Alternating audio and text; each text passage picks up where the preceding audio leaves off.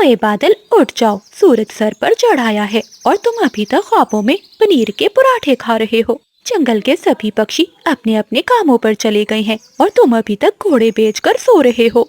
ओए होए बिजली, क्यों सुबह सुबह मेरा मूड खराब कर रही हो? अभी तो मैंने सपना देखना शुरू किया था। पता है, मैं एक 5 स्टार होटल के बाहर बैठा था और वेटर मेरे लिए पनीर का सैंडविच ला रहा था। बस मैं चोंच मारने ही वाला था कि तुमने काई काई शुरू कर दी। अरे ओ बिजली बहू, क्यों मेरे सोने जैसे बेटे के पीछे पड़ी रहती हो? देख तो सही, बेचारे का चेहरा कितना उतर गया है। बादल बेटा, तू आराम कर, मैं तोते से कहकर तेरे लिए कुछ मंगवा लूंगी। माँ जी, आपने इसे बिगाड़ा हुआ है, जरा देखो तो कितना मोटा हो गया है। वो तीनों ऐसे बातें कर ही रहे थे कि तभी चीकू तोता वहाँ आ जाता है। आ गया ये तोता, बस इसी की कमी थी। बिजली भाभी, मैं तो बादल भैया को लेने आया था। क्यों बादल, क्या इरादा है? नदी के उस पार ताजा अमरूद खाने चलते हैं।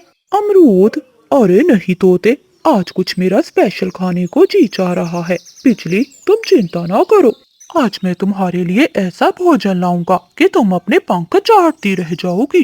वो ऐसी बातें कर ही रहे थे कि दरवाजे पर दस्तक होती है।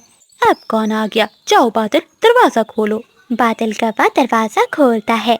सामने एक सुंदर कवि कबूतर के साथ बैठी हुई थी।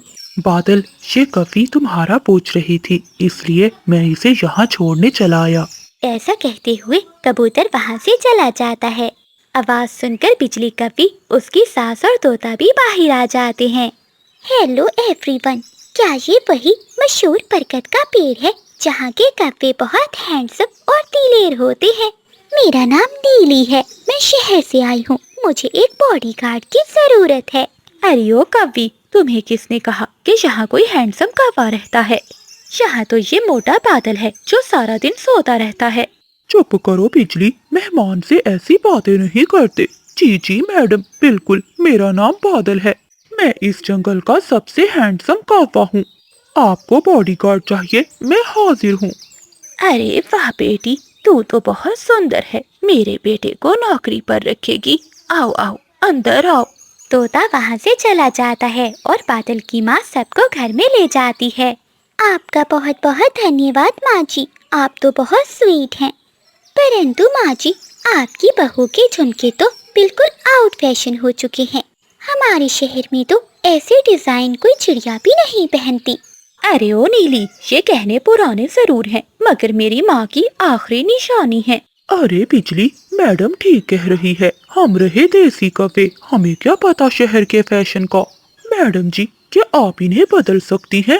बदल तो नहीं सकती, लेकिन मेरे पास जादुई नीले कतरे हैं। अगर मैं इन पुराने गहनों पर डाल दूं तो वो फिर से नए बन जाएंगे। लेकिन इसकी एक शर्त है, आप सभी को अपनी आंखें बंद करके काई काई की आवाजें निकालनी होगी। हाँ, अगर किसी ने आंखें खोली तो जादू उल्टा हो जाएगा। अरे वाह बेटी, ये तो बड़ा सस्ता जादू है। बादल बेटा, बिजली जल्दी करो, मुझे भी जादू देखना है।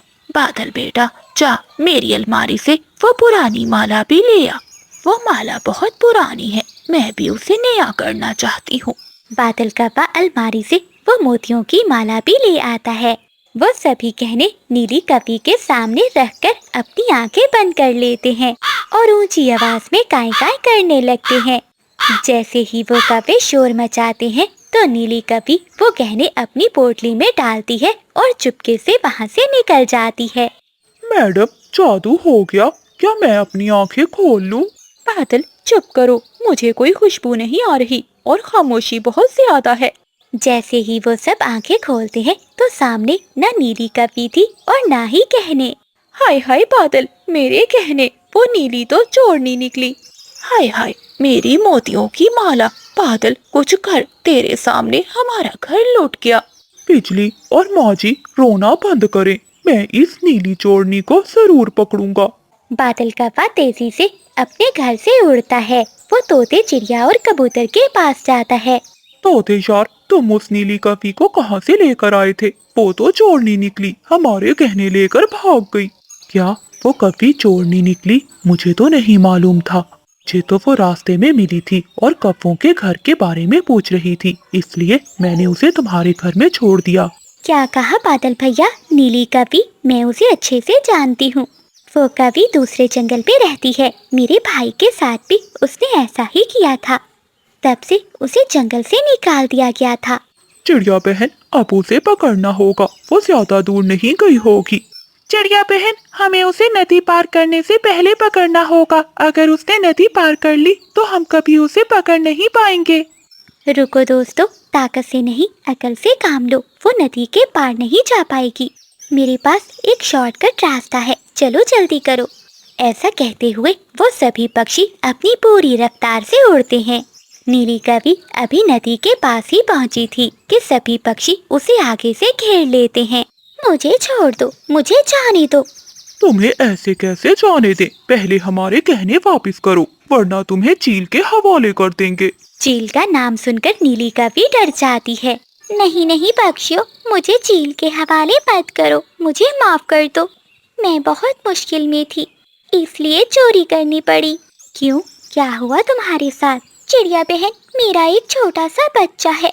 दूसरे जंगल से निकाले जाने पर हमारे पास कोई भी रहने का ठिकाना नहीं है। मुझे अपनी बेटी के लिए घर बनाना था, इसलिए चोरी की। अरे नीली बहन, अगर आप हमें ये सब पहले बता देती तो आपको ये चोरी नहीं करनी पड़ती। बादल भैया, हम सबको मिलकर नीली की मदद करनी चाहिए। नीली बहन, आज से आप अपनी बेटी को इसी जंगल में ले आएं। हम आपके लिए एक नया घर बनाएंगे, इसमें आप और आपकी बेटी आराम से रहेंगी। ये सुनकर नीली कवि खुश हो जाती है और वो सारे गहने बादल कवि को लौटा देती है। कुछ दिनों बाद जंगल में एक सुंदर घोंसला बन जाता है जो सभी पक्षी मिलकर बनाते हैं, जहाँ नीली कवि अपनी बेटी के साथ खुशी खुशी रहने लगती है। ये वीडियो मुकम्मल तौर पर फर्जी है और सिर्फ तफरीह और तालीमी मकासद के लिए बनाई गई है। इस वीडियो में दिखाए गए तमाम वाक़यात, किरदार और कहानियाँ मुकम्मल तौर पर फर्जी हैं। इनका हकीकी वाक़यात या लोगों से कोई ताल्लुक नहीं। इस वीडियो का मकसद बच्चों को हिफाजत और फैसला साजी करने से आगाह करना है। बराह करम इसे गलत तनाज़ुर में ना लें। बादल जी, अभी तक सो रहे हो? चलो मेरे साथ, तुम्हें कुछ दिखाना है। क्या हुआ बिजली, क्यों काए काए कर रही हो? सोने दो मुझे। तुम यहाँ सोते रहो और जंगल के पक्षी वो सारा मीठा शहद ले जाएंगे। क्या कहा? मीठा शहद? हाँ, पीपल के पेड़ पर एक बहुत बड़ा शहद की मक्खियों का छत्ता है। उसमें से मीठा मीठा शहद टपक रहा है। अगर वो मीठा शहद हमें मिल जाए तो हमें दाने की खोज में उड़ना नहीं पड़ेगा। हाँ बिजली, चलो जल्दी जाकर वो शहद ले आते हैं। ऐसा कहते हुए वो पति पत्नी पीपल के पेड़ के पास जाते हैं। बिजली, तुम सही कह रही थी, ये छत्ता तो बहुत बड़ा है और ये छोटी मक्खियाँ तो नन्ही सी जाने हैं। मेरे एक पर के झटके से सभी उड़ जाएंगी। मैं अभी जाकर मक्खियों को हटाकर इस छत्ते पर कब्जा कर लेता हूँ। तभी चीकू तोता और कोमल चिड़िया भी वहाँ आ जाते हैं। रुको बादल, रुक जाओ। ये मक्खियाँ जितनी छोटी हैं, इतनी ही खतरनाक भी हैं। ये छत्ता इनका घर है, वो अपनी मेहनत की कमाई किसी को नहीं लेने देंगी। बेहतर यही होगा कि तुम नदी के पास जाकर गिरे हुए अमरूद खा लो। अरे मोटी चोंच वाले, तू तो डरता है, तू ही जाकर वो कड़वे अमरूद खा। मैं और बिजली तो आज इस मीठे शहद का ही नाश्ता करेंगे। बादल भैया रुक जाइए, तोता ठीक कह रहा है। शहद मीठा जरूर है, लेकिन इन मक्खियों का गुस्सा बहुत कड़वा है। आप रुक जाइए। अरे ओ छोटी चिड़िया, तू अपना काम कर, हमें मत सिखा कि हमें क्या करना है। बादल, तुम जाओ और मेरे लिए मीठा मीठा शहद लेकर आओ। ऐसा कहते हुए बादल कौवा छत्ते की ओर बढ़ता है। बिजली कवि भी बादल के पीछे पीछे थी। कोमल चिड़िया और चीकू तोता डर के मारे झाड़ियों के पीछे छुप जाते हैं। अरे ओ छोटी मक्खियों, हट जाओ मेरे रास्ते से, अब ये शहद मेरा है। बादल कवि की बात सुनकर शहद की मक्खियाँ गुस्से में आ जाती हैं। छत्ते से ढेर सारी मक्खियाँ बाहर निकलती हैं। बिजली, ये तो बहुत सारी मक्खियाँ हैं, भागो वरना ये हमें खा जाएंगी। बादल, मेरी ओर मत आओ, इन्हें दूर ले जाओ। ऐसे मक्खियाँ बादल और बिजली को घेर लेती हैं। क्यों बादल, अब कैसा लगा शहद, मीठा या कड़वा? मोटी चोंच वाले, मजाक छोड़ो, हमें बताओ हम कहाँ जाए। बादल भैया और बिजली बहन नदी के पास वाली गुफा में चले जाएं और अंदर से दरवाजा बंद कर लें, वहाँ मक्खियाँ नहीं पहुँच पाएंगी। कोमल चिड़िया की बात सुनकर बिजली और बादल वहाँ से तेजी से उड़ते हैं। बादल और बिजली आगे आगे और शहद की मक्खियाँ उनके पीछे पीछे उड़ रही थीं। वो पति पत्नी नदी की पास वाली गुफा में जाकर छुप जाते हैं। बादल जी, ये सब तुम्हारी वजह से हुआ है। अब हम यहाँ से बाहर कैसे निकलेंगे? वो मक्खियाँ तो गुफा के बाहर हमारा इंतजार कर रही हैं। चुप कर जाओ बिजली, ये सब तुम्हारी वजह से हुआ है, मेरी वजह से नहीं। अच्छा भला सो रहा था, तुम ही मुझे मक्खियों के पास लेकर आई। अब तो मुझे भूख भी बहुत लग रही है, लेकिन यहाँ तो पत्थर के सिवा कुछ भी नहीं है। तोता, कबूतर और चिड़िया दूर बैठे ये सब देख रहे थे। कोमल बहन, वो मक्खियाँ तो गार के बाहर बैठी हैं, अगर हम वहाँ गए तो वो हमें भी नहीं छोड़ेंगी। नहीं कबूतर भैया, मुश्किल में पड़े साथियों को छोड़ना अच्छी बात नहीं है। मक्खियाँ सिर्फ तब तक ही गुस्से में हैं जब तक इन्हें कोई बड़ा खतरा नजर न आए। आप तुरंत जाएं और पहाड़ों पर रहने वाली चील को बुला कर लाएं। चिड़िया बहन, चील वो तो बहुत गुस्से वाली है, वो हमारी मदद क्यों करेगी? हाँ तोते, तुमने ठीक कहा। कबूतर भैया, बस आप जाकर उन्हें कह दें कि कौवे मुश्किल में है। वही जंगल की सबसे ताकतवर पक्षी है जो उन्हें बचा सकती है। वो अपनी तारीफें सुनकर खुश हो जाएगी। चिड़िया की बात मानकर कबूतर पहाड़ों पर जाता है जहाँ चील अपने घोंसले में बैठी हुई थी। ए बहादुर चील, आपकी जय हो। पूरे जंगल में आप जैसी उड़ान किसी की नहीं। आज हम जैसे छोटे पक्षियों को आपकी बहादुरी की जरूरत पड़ गई है। वो कौवे जो अपने आप को ताकतवर समझते थे, आज मक्खियों की जाल में फंस गए हैं। अब आप उनकी जान बचाकर उनको दिखाएं कि आप ही जंगल की सबसे ताकतवर पक्षी हैं। अपनी तारीफें सुनकर चील बहुत खुश होती है। अच्छा, तो वो कौवे मेरा मजाक उड़ाते थे। ठीक है कबूतर, आज मैं उन्हें बचाकर उनको दिखाऊंगी कि मैं ही जंगल की सबसे ताकतवर पक्षी हूँ। ऐसा कहते हुए चील कबूतर के साथ आती है। अरे ओ छोटी मक्खियों, अगर हिम्मत है तो मेरा पीछा करो। देखो, मैं तुम्हारा शहद चुराने जा रही हूँ। ये सुनकर शहद की मक्खियाँ गुस्से में आ जाती हैं। वो शिकारी चील के पीछे उड़ने लगती हैं, लेकिन चील की उड़ान बहुत तेज थी। वो उड़ते उड़ते उन्हें पहाड़ों की तरफ ले जाती है। तोते भैया, यही मौका है, जल्दी करो, हमें इन कपों को बाहर निकालना होगा। ऐसा कहते हुए कोमल चिड़िया और तोता गुफा के पास जाते हैं। बादल भैया, बिजली बहन, जल्दी करें, गुफा से बाहर आएं। चिड़िया, क्या मक्खियाँ चली गईं? हाँ हाँ बिजली बहन, बातें बाद में करना, जल्दी बाहर आओ, वरना मक्खियाँ किसी समय भी वापस आ सकती हैं। बिजली और बादल गुफा से बाहर आते हैं और वो सब पक्षी वहाँ से चले जाते हैं। कोमल बहन, हमें माफ कर दो, हमने तुम्हारी बात नहीं मानी, लेकिन तुमने अपनी जान खतरे में डालकर हमें बचाया। हाँ तोते यार, तुमने सच कहा था, लालच का अंजाम हमेशा बुरा होता है। हमने शहद के चक्कर में अपनी जान खतरे में डाल दी थी। तभी चील वहाँ आती है। क्यों बेकाबू, मैं हूँ ना जंगल की सबसे ताकतवर पक्षी। देखो, आज मेरे कारण ही तुम दोनों की जान बची है। हाँ चील चाची, तुम ही जंगल की सबसे ताकतवर पक्षी हो। तभी कबूतर कहता है, हाँ कबो, सच्ची दोस्ती और अक्लमंदी ही सबसे बड़ी मुश्किल का हल है।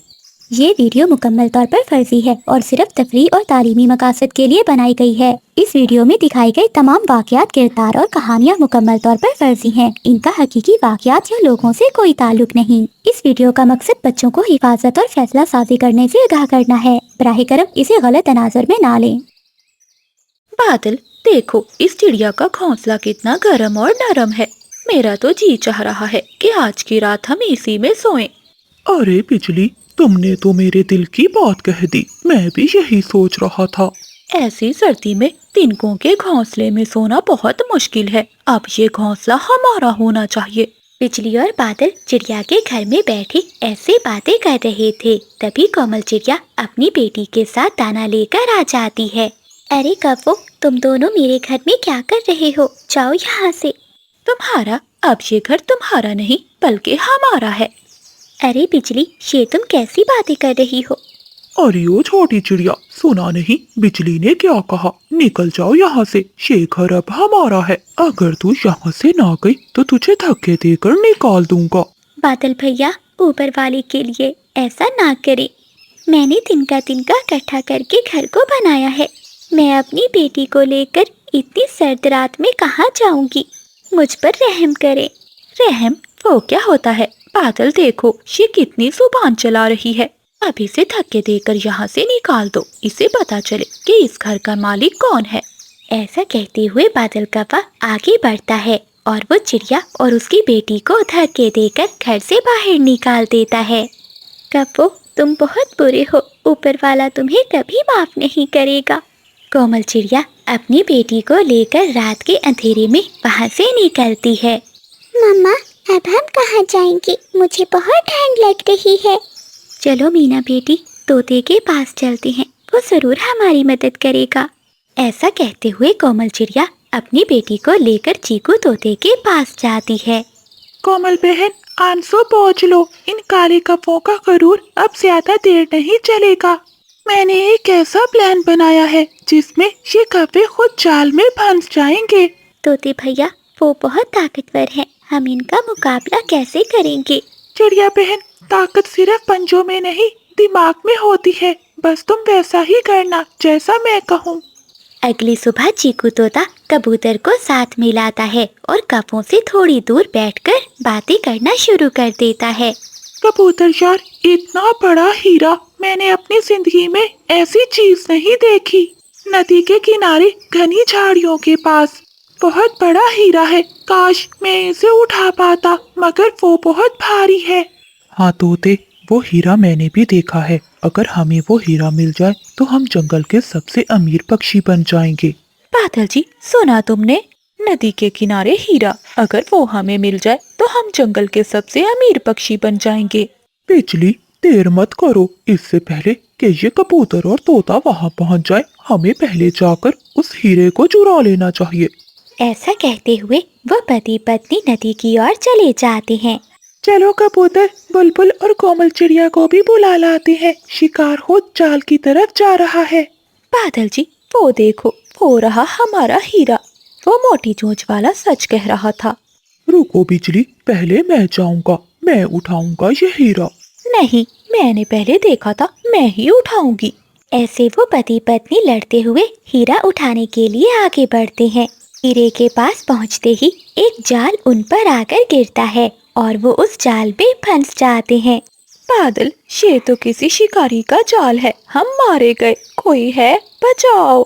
ऐसे वो कपे जोर जोर से चिल्ला रहे थे। तभी कोमल चिड़िया, तोता, कबूतर और बुलबुल सभी वहाँ आ जाते हैं। क्यों पक्षियों, आज तुम्हारा गरूर खाक में मिल गया। दूसरों का घर उजाड़ने वालों का अपना घर भी नहीं रहता। कपे भैया, आप तो अपने आप को बहुत बहादुर समझते हैं। अब इस जाल को तोड़कर दिखाओ। कोमल बहन, हमें माफ कर दो, हमसे बहुत बड़ी गलती हो गई। शिकारी आने ही वाला होगा, हमें यहाँ से निकालो। हम तुम्हारे घोंसले में दोबारा नहीं जाएंगे। क्यों बादल, इतनी जल्दी तौबा? अभी तो पार्टी शुरू हुई है। देखो, सामने से शिकारी आ रहा है।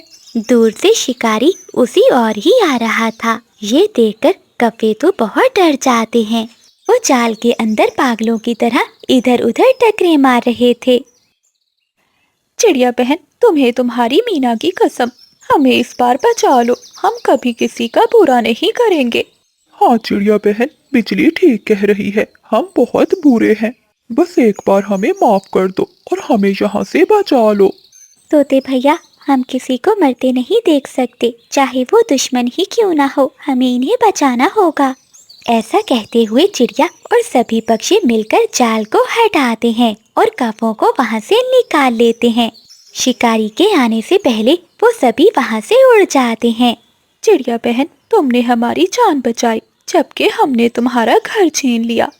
हमें माफ कर दो। बुराई का बदला अच्छाई से देना ही सबसे बड़ी जीत है। तो प्यारे दोस्तों, इस कहानी को लाइक, चैनल को सब्सक्राइब और अपने दोस्तों के साथ शेयर करना मत भूलिएगा। आपका धन्यवाद। ये वीडियो मुकम्मल तौर पर फर्जी है और सिर्फ तफरीह और तालीमी मकासद के लिए बनाई गई है। इस वीडियो में दिखाए गए तमाम वाक़यात, किरदार और कहानियाँ मुकम्मल तौर पर फर्जी हैं। इनका हकीकी वाक़यात या लोगों से कोई ताल्लुक नहीं। इस वीडियो का मकसद बच्चों को हिफाजत और फैसला साजी करने से आगाह करना है। बराह करम इसे गलत तनाज़ुर में ना लें। ओ भाग्यवान, जल्दी करो, मुझे पानी ला कर दो। कोमल चिड़िया रसोई से पानी लाकर अपने पति को देती है। पति जी, ये लीजिए पानी। क्या हुआ, आज आप बहुत परेशान लग रहे हैं। क्या करूं, मुझे कुछ भी समझ नहीं आता। मैं अपने खेतों में इतनी मेहनत कर उसे हरी हरी घास काट कर ले आया करूंगी। ये बेचारा बैल हमारे कितने काम आता है, हम इसके लिए इतना तो कर सकते हैं। उस दिन से कोमल चिड़िया जंगल में जाती है और घास काट कर लाती है और वो अपने बैल को खिलाती है। एक दिन कोमल चिड़िया की तबीयत बहुत खराब हो जाती है। आज तो बिल्कुल उठने की हिम्मत नहीं है। क्या करूं? अगर घास नहीं लाई तो बैल बेचारा भूखा रह जाएगा। उठती हूँ और थोड़ी हिम्मत करके घास काट कर ले आती हूँ। फिर कोमल चिड़िया घास लेने के लिए जंगल में चली जाती है। वो धीरे धीरे करके ढेर सारी घास काट लेती है। अब मैं घर जाती हूँ। कोमल चिड़िया घास लेकर घर जाने ही वाली थी कि तभी उसके सामने एक घायल बैल आ जाता है। अरे अरे बैल जी, आप इस जंगल में क्या कर रहे हैं? ये क्या, इस बैल को तो बहुत चोट लगी है। लगता है किसी ने भगाने के लिए इसे जोर से मारा है। फिर कोमल चिड़िया पास की झाड़ियों से एक जड़ी बूटी का पौधा लेकर आती है। बैल जी, आप चिंता नहीं कीजिए, मैं इस बूटी का रस निकालकर आपके घाव पर लगा देती हूँ, उससे आपको आराम मिल जाएगा। जैसे ही चिड़िया घाव पर दवाई लगाने लगती है तो बैल चिड़िया की कटी हुई घास खाने लगता है। बैल जी, लगता है आज ये घास आपके लिए ही काटी जा रही थी। अब ये घास खा लो, अभी कुछ समय है, मैं और जाकर काट लेती हूँ, नहीं तो मेरा बैल भूखा रह जाएगा। कोमल चिड़िया फिर से घास काटने लगती है। तभी उसे चक्कर आ जाते हैं और वो बेहोश होकर वहीं पर गिर जाती है। थोड़ी देर बाद जब चिड़िया की आंख खुलती है तो उसके सामने वही बैल खड़ा हुआ था। चिड़िया, तुम ठीक हो ना? क्या हुआ है तुम्हें? अरे ये क्या बैल जी, आप बोल सकते हैं। तुम्हें मुझसे डरने की कोई जरूरत नहीं है। मैं तुम्हें कोई नुकसान नहीं पहुंचाऊंगा, बल्कि मैं तुम्हारी मदद कर सकता हूँ। बैल जी, आप भला मेरी क्या मदद कर सकते हैं? मेरे पास एक बैल है, हम उसी का पेट पाल ले, यही हमारे लिए काफी है। चिड़िया, मैं कोई साधारण बैल नहीं हूँ, बल्कि एक जादुई बैल हूँ। तुम चलो मेरे साथ, मैं तुम्हारे सारे दुख दूर कर दूंगा। कोमल चिड़िया उड़ने की कोशिश करती है मगर उसे उड़ा नहीं जा रहा था। फिर बैल अपनी शक्ति से चिड़िया को अपने ऊपर बिठाकर उसके घर ले आता है। कोमल, तुम ये किसके बैल पर बैठ कर आई हो? पति जी, ये एक जादुई बैल है और हमारी मदद के लिए हमारे घर आया है।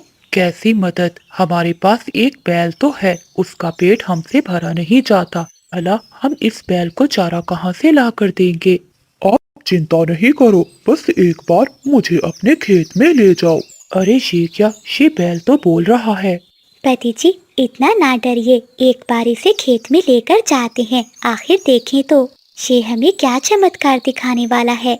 फिर कोमल चिड़िया और बंटी चिड़ा उस बैल को अपने खेत में ले जाते हैं। वो बैल चिड़िया के खेत में जहाँ जहाँ चलता है वहाँ से सोना निकलने लगता है। ये क्या पति जी, ये तो चमत्कार है। हाँ कोमल, ये सच में चमत्कार है। लगता है ऊपर वाले ने ये बैल हमारे लिए भेजा है। हाँ पति जी, चलिए अब बैल को लेकर घर चलते हैं, वरना कोई पक्षी देख लेगा तो हमसे सवाल करने लगेगा। फिर चिड़िया और चिड़ा वो सारा सोना और बैल को लेकर घर आ जाते हैं। पति जी, मैंने अपनी जिंदगी में कभी इतना सोना नहीं देखा।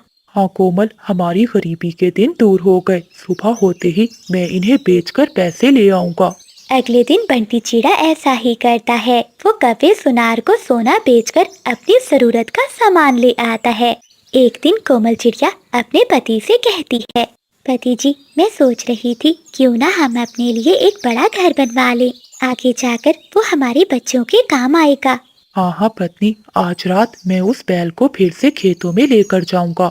रात होते ही बंटी चिड़ा और कोमल चिड़िया उस बैल को लेकर खेत में जाते हैं। जैसे ही बैल खेतों में चलने लगता है तो उसके कदमों के नीचे से सोना निकलने लगता है। वो पति पत्नी सारा सोना समेटकर घर आ जाते हैं। ये लीजिए कफे सेठ, ये सारा सोना लेकर मुझे पैसे दे दीजिए। हाँ हाँ, पैसे तो मैं दे दूंगा, लेकिन तुम इतना सारा सोना कहाँ से लाते हो? अरे अगर आपको सोना खरीदना है तो आप खरीदो, नहीं तो मैं किसी और को बेच दूंगा। हो। अरे चिड़े, तुम तो नाराज हो गए, जैसे मैंने तुम्हें कोई राज की बात पूछ ली हो। अच्छा ये लो तुम्हारे सोने के पैसे। फिर बंटी चिड़ा पैसे लाकर अपने लिए एक बड़ा घर बनवा लेता है। अब जब कभी भी बंटी चिड़े को किसी चीज की जरूरत होती तो वो सोना सुनार कपे को बेचकर खरीद लेता। ये इतना सोना लाता कहाँ से है? मुझे इस बात का पता लगाना ही होगा। फिर सुनार कपा अपनी पत्नी के पास जाता है और उसे पूरी बात बताता है। पति जी, देर का है कि आज रात को ही इनका पीछा करते हैं, देखते हैं आखिर इनके पास इतना सोना आता कहाँ से है। रात होते ही वो कपे चिड़िया और चिड़े पर नजर रखते हैं। जब चिड़िया और चिड़ा खेतों में बैल को लेकर जाते हैं तो कपे वो सब देख लेते हैं। अच्छा पति जी, यहाँ से आता है सोना, अगर हमें ये बैल मिल जाए तो हमारी भी बल्ले बल्ले हो जाएगी। आधी रात के बाद जब सब पक्षी सो जाते हैं तो वो कपे उस बैल को चुरा कर ले जाते हैं। चल बे बैल, उस चिड़े को बहुत अमीर कर दिया है, अब हम पति पत्नी को भी अमीर कर दे। चले जाओ तुम यहाँ से, वरना मैं तुम्हें बहुत मारूंगा। पति जी, ये बैल तो बोल सकता है। हाँ, मैं बोल भी सकता हूँ और मार भी सकता हूँ। तभी आवाज सुनकर बंटी चिड़ा वहाँ आता है। छोड़ दो मेरे बैल को, तुमने मेरे बैल को क्यों बांध दिया है? पति जी, ये बैल तो हमें कुछ नहीं दे रहा, क्यों ना हम इस चिड़े से ही निकलवाएं। चल बे चिड़े, तेरे पास जो भी है सब निकाल बाहर, मैं तुम्हें कुछ भी नहीं दूंगा।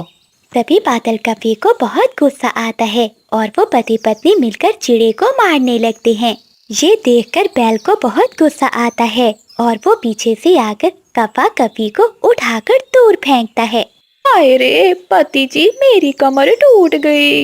हाँ बिजली, मुझसे भी नहीं उठा जा रहा, कैसा बैल है ये? चलो चलो, यहाँ से भागने में ही भलाई है। ऐसा कहते हुए वो कपे वहाँ से भाग जाते हैं। अरे और कितनी देर लगेगी? कपे, इतनी देर तो मैं यहाँ नहीं खड़ा हो सकता। चलो मोटी चूंच वाले, रुकना है तो रुक, वरना जा यहाँ से।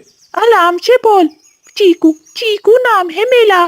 ठीक से बात कर मुझसे, पहले तू तोतला है, अब तेरी टांगे तोड़कर तुझे लंगड़ा भी कर दूंगा। न जाने तू अपने आप को क्या समझता है? इस जंगल का सबसे बढ़िया मोमोज वाला। अच्छा, तेरा धंधा भी बंद ना करवा दिया तो मेरा नाम भी चीकू नहीं। चीकू तोता गुस्से में अपने घर वापिस आ जाता है। चीकू जी, कहाँ गए थे आप सुबह से? कब से आपका इंतजार कर रही हूँ। तो नहीं टिंकी, बस घूमने गया था। जंगल में घूमने से अच्छा है कि तुम भी एक मोमोज का ठेला लगा लो। देखा है उन कफों को, कितना अच्छा चलता है उनका धंधा। अपनी पत्नी की बात सुनकर चीकू तोता मन में सोचने लगता है। अरे वाह, टिंकी ने तो बहुत अच्छी तरकीब दी है, अब मैं भी उस काफे से बदला लूंगा। टिंकी, तुमने आज मेरी आंखें खोल दी है, अब मैं भी लगाऊंगा मोमोज का ठेला। क्या पति जी, आप सच बोल रहे हैं? हाँ, लेकिन एक समस्या है। क्या हुआ? अब क्या समस्या है? टिंकी, मुझे तो मोमोज बनाने ही नहीं आते। आप चिंता क्यों करते हैं, मैं आपको घर से मोमोज बना कर दूंगी, बस आप जाकर उन्हें बाजार में बेचाया करना। तो ठीक है टिंकी, मैं कल से अपना ठेला लगाऊंगा। अगले दिन चीकू तोता जंगल के बाजार में अपना ठेला लगाकर मोमोज बेचने लगता है। आओ आओ पक्षियों, मोमोज ले लो, गरम गरम मोमोज ले लो। चीकू तोते की आवाज सुनकर बादल कपा गुस्से से उसके पास जाता है। क्यों भी मोटी चोंच वाले, तेरी हिम्मत कैसे हुई यहाँ अपना ठेला लगाने की? अच्छा कफे, मुझे अपना ठेला लगाने के लिए किसी से पूछने की जरूरत नहीं है। तोते की बात सुनकर कपे को गुस्सा आता है। देख तोते, अपना ठेला यहाँ से हटा ले, वरना क्या? तो तरना है तर लो, मैं अपना ठेला यहाँ से नहीं हटाऊंगा। बादल कौवा गुस्से में वहाँ से चला जाता है। दिन भर चीकू तोता अपने मोमोज बेचता है, लेकिन कोई भी पक्षी उसके मोमोज खरीदने नहीं आता। शाम को अपना ठेला लिए थका हारा तोता घर जाता है। क्या हुआ पति जी, आज मोमोज सारे बिक गए क्या? फिर चीकू तोता सारी बात अपनी पत्नी को बताता है। क्या करूं चिंकी, अब मैं क्या अपना धंधा बंद कर दूं? नहीं नहीं पति जी, आज तो आपके काम का पहला दिन था, इतनी जल्दी हार नहीं मानते। अगर तुम कहती हो तो ठीक है, मैं करूँगा काम। अगले दिन भी चीकू तोता अपना ठेला लिए खाली बैठा था। मेरी तो किस्मत ही खराब है, जिस काम में हाथ डाला है कभी 2 दिन से ज्यादा नहीं चला। तोता उदास बैठा ये सब सोच ही रहा था कि तभी उसके पास कबूतर आता है। अरे तोते भाई, तुमने मोमोज का ठेला लगा लिया और मुझे बताया भी नहीं। तुम्हें इतने क्या, मैं जो काम भी करूं। अरे गुस्सा क्यों करते हो, मुझे 1 लीटर दूध दे दो। क्या दूध? तुम्हें यहाँ कोई गाय बंधी दिखाई दे रही है? तो फिर मैं कहाँ आ गया चिड़िया बहन। अले अले, मैं चिड़िया नहीं तोता हूँ और मैं यहाँ मोमोज बेच रहा हूँ। अच्छा, तो मुझे 1 प्लेट लगा दो मोमोज की। कबूतर वो सारे मोमोज खा जाता है। अरे क्या बात है इन पकोड़ों की, ये तो बहुत स्वादिष्ट थे। अच्छा अब मैं चलता हूँ। ताहा ताहा, पहले मेरे पैसे तो दो। कैसे पैसे? मैं तो तुम्हारा दोस्त हूँ, भला दोस्त से भी कोई पैसे लेता है? वैसे भी मेरे पास तो कोई पैसे नहीं।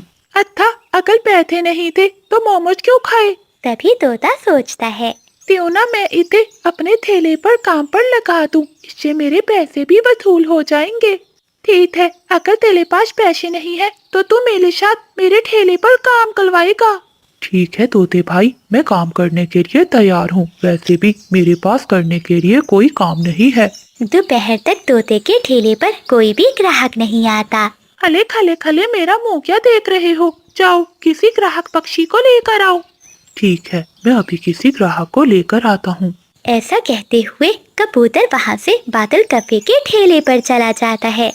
अरे भाई, क्या तुम्हें मोमोज खाने हैं? पता है जंगल पे नए मोमोज का ठेला लगा है। अबे ओ कबूतर, मेरा खुद का मोमोज का ठेला है, भला मैं क्यों खाऊंगा? फिर कबूतर पास खड़े पक्षियों से कहता है, अरे बुलबुल बहन, जंगल में बहुत मजे के मोमोज का ठेला है, तुम चलो वहाँ चलकर मोमोज खाओ। कबूतर, क्या तुम अंधे हो गए हो? मैं मोमोज खा रही हूँ। अरे बुलबुल, ये तो सड़ी हुई सब्जी के मोमोज हैं, हम जो बेच रहे हैं वो बहुत स्वादिष्ट हैं। कबूतर की बात कौवा सुन लेता है। क्या बोला कबूतर, मेरे मोमोज सड़े हुए हैं? फिर कौवा कबूतर को मारता है और वहाँ से भगा देता है। अगले दिन तोता जब ठेला लगाता है तो वो किसी काम से चला जाता है। आज तो मालिक नहीं है, मैं उसके सारे मोमोज बेच कर रहूंगा। वो मुझ पर बहुत खुश होंगे और मेरी तनख्वाह भी बढ़ा देंगे। ऐसा कहते हुए कबूतर आवाज देने लगता है, आओ पक्षियों आओ, स्वादिष्ट मोमोज खाओ, 1 प्लेट 1 रुपए में। 1 रुपए की प्लेट सुनकर सभी पक्षी हैरान होते हैं। बादल कौवे के पास जो पक्षी मोमोज खा रहे थे वो भी वहाँ चले जाते हैं। ऐसे कबूतर सारे मोमोज बेच देता है। आज तो मालिक बहुत खुश होगा। तभी तोता वहाँ आता है। अरे वाह वाह, ये क्या? अरे ओ करम चली, बस दिन भर बर्तनों को ही रगड़ती रहती है। चल जा यहाँ से, घर में मेहमान आने वाले हैं, जाकर घर की अच्छे से सफाई कर दे। जी माँ जी, अभी करती हूँ। सारा घर साफ करने के बाद कोमल चिड़िया थकी हारी अपने घोंसले में जाकर सो जाती है। अरे ओ बहू, कहाँ मर गई तू? चिड़िया घबराकर उठ जाती है और अपनी सासू माँ के पास जाती है। जी माँ जी, मैं तो बस काम खत्म करने के बाद थोड़ा आराम करने गई थी। अरे ओ करम चली, क्या तेरे माँ बाप ने तुझे सोना ही सिखाया है? चल इधर आ और मेरे पाँव में मालिश कर दे। कोमल चिड़िया के साथ रोज उसकी सास का ऐसे ही जुल्मो सितम होता रहता है। दिन भर काम करने के बाद भी उसकी जालिम सास उसे आराम करने नहीं देती। एक दिन चिड़िया की सहेली तोती आती है। कोमल, कैसी हो? शादी के बाद तो बहुत बदल गई हो। हाँ तोती बेटी, पतले की ना, दिन भर खा पी कर सोती जो रहती है। अरे ये क्या चिड़िया, तुम कितनी लकी हो, तुम्हें कितनी अच्छी सास मिली है। अपनी सास के सामने कोमल अपनी सहेली चिंकी से कहती है। अच्छा चिंकी, बताओ क्या खाओगी? चिड़िया की सास ये सुनकर कहती है, कोमल बहू, जरा इधर मेरी बात तो सुनना। जी जी माँ जी। तेरे बाप ने यहाँ मुफ्त में राशन खोल रखा है क्या, जो तू किसी को भी भोजन खिला रही है? बेचारी चिड़िया अपनी सहेली को लेकर अपने कमरे में चली जाती है। कोमल, तुम्हारी सास तो बहुत अच्छी, कई बार तो वो मुझे मारती भी है। कोमल, तुम पर तो बहुत अत्याचार हो रहा है, तुम ये सब बर्दाश्त मत करो। इतना कहकर चिंकी तोती वहाँ से चली जाती है। बेचारी चिड़िया रोती रोती अपने घोंसले में सो जाती है। इतने में सास की आवाज फिर से आती है, अरे ओ करम चली, इधर आ, टाइम मिला नहीं कि सो गई घोड़े बेचकर। चिड़िया घबरा कर उठती है और अपनी सास के पास आती है। जी जी माँ जी। अरे ओ महारानी, रात को मेहमान आने वाले हैं, जाकर रसोई में भोजन बना, और सुन, भोजन अच्छे से बनाना, कहीं मेहमानों के सामने मेरी बेइज्जती ना करवा देना। दिन भर थकी हारी कोमल चिड़िया, पंख जल गया, बहुत दर्द हो रहा है, मैं अभी बुलबुल डॉक्टर से दवा लेकर आती हूँ। काम चोर कहीं की, अगर काम नहीं करना तो बहाने बनाने लग गई है। चल जाकर काम कर रसोई में। बेचारी कोमल चिड़िया उस जले हुए पंख के साथ सारा भोजन बनाती है। रात हो जाती है। चिड़िया की सास के मेहमान कौवे आ जाते हैं। चिड़िया कौवों को भोजन देती है। वो कौवे भोजन खाते हैं। छी छी, ये कैसा भोजन बनाया है तुम्हारी बहू ने? ऐसा भोजन खाने से तो अच्छा था कि हम किसी 5 स्टार होटल में खाना खा लेते। चलो बादल जी, चले यहाँ से। गुस्से में वो कौवे वहाँ से चले जाते हैं। आज तूने मेरी सबके सामने बेइज्जती करवा दी, ना जाने मैं तुझे क्यों ब्याह कर ले आई। रात होते ही बंटी चिड़ा भी घर आ जाता है। तभी उसकी माँ बंटी को सारी बात बताती है। बंटी गुस्से में अपनी पत्नी के पास जाता है।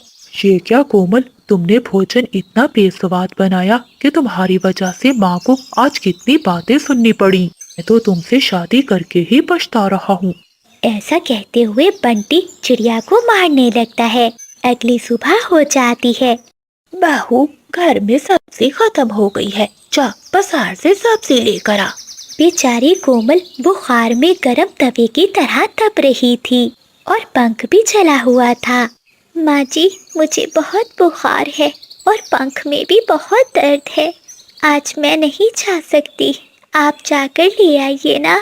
अरे अरे तोती बेटी, कितने दिनों बाद आई हो, सब ठीक तो है ना? हाँ हाँ आंटी, सब ठीक है। आंटी, क्या कोमल आई नहीं आपसे मिलने? चिंकी, मेरी बेटी बहुत नसीब वाली है जो उसे इतना अच्छा ससुराल मिला और उसे इतना प्यार करने वाली सास मिली जो उसे बेटी की तरह रखती है। आंटी, ये सब झूठ है। आपकी बेटी पर बहुत अत्याचार हो रहा है। वो सुखी नहीं बल्कि बहुत दुखी है। ऐसा कहते हुए तोती सारी बात चिड़िया की माँ को बताती है। चिड़िया की माँ ये सुनकर बहुत गुस्से में आ जाती है और वो अपनी बेटी के ससुराल में जाती है। तुम मेरी बच्ची पर इतना जुल्म करती हो, तुम्हें शर्म नहीं आती? बहन जी, ये तुम क्या कह रही हो? मैंने तो कभी तुम्हारी बेटी पर जुल्म नहीं किया। अरे माँ, आप यहाँ क्या हुआ? अब तो मैं मर गई। लगता है चिड़िया सब बता देगी अपनी माँ को। बेटी, तुम इतना अत्याचार क्यों सह रही हो? तुमने हमें बताया क्यों नहीं? ये आप क्या कह रही हैं माँ? आपसे ये सब किसने कहा? बेटी, ये सब मुझे चिंकी ने बताया है। नहीं नहीं माँ, मैं यहाँ बहुत खुश हूँ और सासू माँ जी तो मेरा बहुत अच्छे से ध्यान रखती हैं। बेचारी चिड़िया अपनी सास की बेइज्जती ना हो इसलिए झूठ बोलती है। हाँ माँ, मैं यहाँ बहुत खुश हूँ और माँ जी तो मुझे सगी बेटी से भी ज्यादा प्यार करती हैं। तो बेटी, तुम्हारा ये पंख कैसे जला? माँ, ये तो मैं रसोई में भोजन बना रही थी, तभी मेरा पंख जल गया। कोमल की ऐसी बातें सुनकर उसकी सास की आंखों में आंसू आ जाते हैं और वो मन में सोचती है, मैंने अपनी बहू पर कितना अत्याचार किया और आज इसने मुझे बेइज्जत होने से बचा लिया। फिर चिड़िया की माँ वहाँ से